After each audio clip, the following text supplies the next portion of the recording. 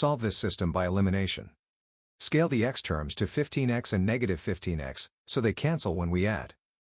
Multiply every term in the first equation by negative 5. Multiply the x term by the same factor. Now multiply the y term by that factor. Finally, multiply the right side too. Multiply every term in the second equation by negative 3. Multiply the x term by the same factor. Now multiply the y term by that factor. Finally, multiply the right side too. Add the aligned equations. The opposite x terms cancel. The x terms cancel. The y terms combine to 47y, and the right sides combine to 0. Divide both sides by 47. That leaves y equals 0. Use y equals 0 in the first original equation. Replace y with 0. The remaining x term equals 24. Divide both sides by 3. X equals 8. The solution is x equals 8 and y equals 0. It makes both original equations true.